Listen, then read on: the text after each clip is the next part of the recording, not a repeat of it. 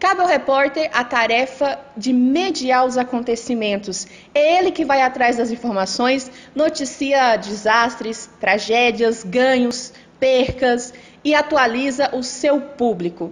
A esse profissional, um dia foi dedicado, 16 de fevereiro, o dia do repórter. Sol, chuva, por quantos caminhos um repórter não já deve ter andado? E eu vou conversar hoje com um cara que já atuou bastante nessa área de reportagem e deve saber exatamente do que eu estou falando. O Wesley Verne. Dizem que para ser um bom repórter tem que ser curioso. Você se considera uma pessoa curiosa?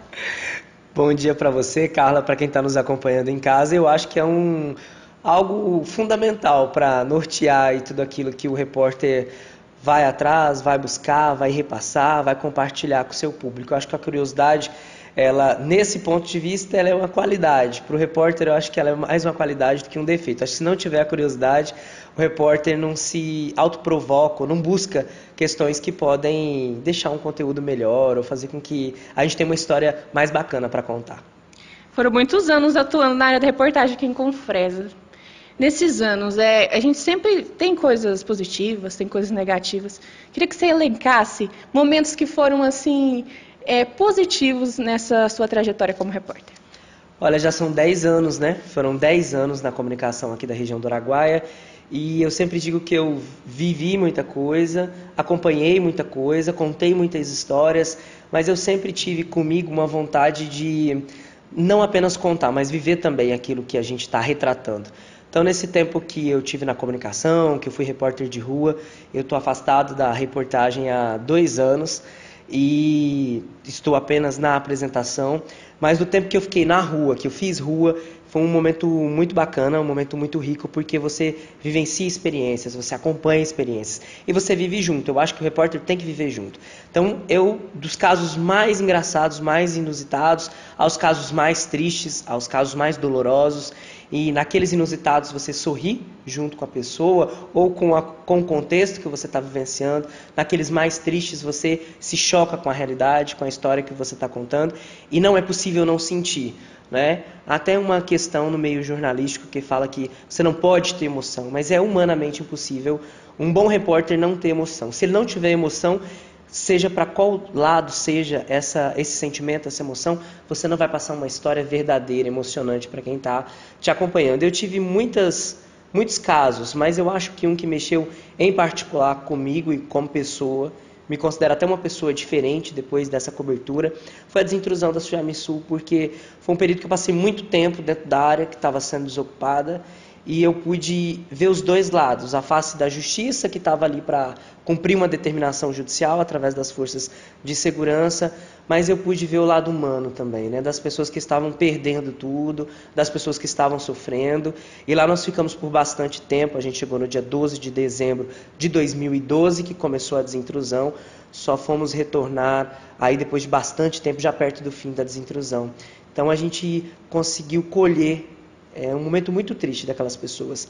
E foi o primeiro conflito que eu trabalhei diretamente. Então, no primeiro dia de desintrusão, a gente já foi para campo e a gente já presenciou um conflito entre produtores, entre as forças de segurança. E a gente sabia que tudo aquilo podia acontecer, mas quando você está vivenciando, quando você está vendo diante dos seus olhos, e eu era muito novo, tinha apenas 18 anos, eu nunca tinha visto aquela violência, aquela forma de atuação, e você vê na sua frente tiros sendo disparados contra produtores, produtores revidando contra a polícia, aquele processo de violência, e por trás de tudo aquilo um sofrimento humano daquelas 7.000 pessoas que estavam sendo retiradas do local. Eu acho que foi a maior cobertura da minha carreira e vai continuar sendo por muito tempo, um retrato de uma injustiça misturada com uma falta de sensibilidade, talvez, do governo, que poderia ter agido de outra forma no processo de desintrusão. E foi uma história difícil de contar, mas eu sempre dizia para a equipe que estava comigo, nós estávamos em 5, 6 pessoas ao todo, eu dizia para eles, principalmente nos momentos em que alguns queriam desistir porque nunca tinha feito coberturas desse tipo de situação, eu dizia para eles, olha, além de vocês estarem cumprindo o papel de vocês aqui hoje, vocês têm que ter uma coisa na cabeça de vocês. Nós estamos ajudando a contar a história disso aqui. No futuro, são as informações que nós levamos, os depoimentos que nós colhemos, e tudo aquilo que a gente viu e passou aqui é o que vai contar o que aconteceu nessa terra. Hoje está tudo abandonado, foi demolido grande parte e restou as nossas memórias e todo o material que nós fizemos naquela época. Mas foi uma cobertura difícil, ao mesmo tempo uma grande cobertura para minha carreira, para o meu currículo. Wesley, justamente falar um pouquinho sobre isso. Qual que, na sua opinião, é o papel do jornalismo em uma região como a nossa região, Norte Araguaia, que ainda, mesmo a gente vem caminhando aí nesse processo do jornalismo, fazer o jornalismo profissional, como é que você vê isso, a importância desse fazer jornalismo aqui nessa região?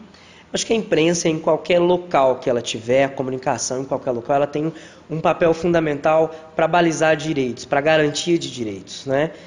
Nossa democracia vai ser forte conforme nós andarmos para ter ainda mais liberdade de imprensa e uma imprensa livre. E no interior é muito difícil ser imprensa porque as cidades são pequenas, a gente conhece todo mundo e nesse conhecer todo mundo, às vezes a gente vai dar uma notícia que não é legal para alguém. Não porque nós, jornalistas, queremos dar essa notícia, porque alguém fez, um fato se registrou e cabe aos repórteres, aos jornalistas comunicarem isso.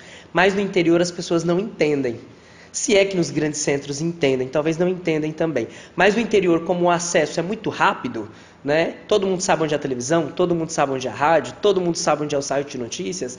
Então você está muito perto daquela pessoa que você tem que fazer um material. E quando essa pessoa não tem um entendimento do que é a sua função, do que você está fazendo, você corre um risco, você está muito exposto. Então há um desafio ser repórter, ser comunicador, ser jornalista no interior. Mas isso não pode fazer com que a gente deixe de cumprir o nosso papel. Claro que eu sempre digo para os meus colegas de profissão aqui da região, redobrem o cuidado.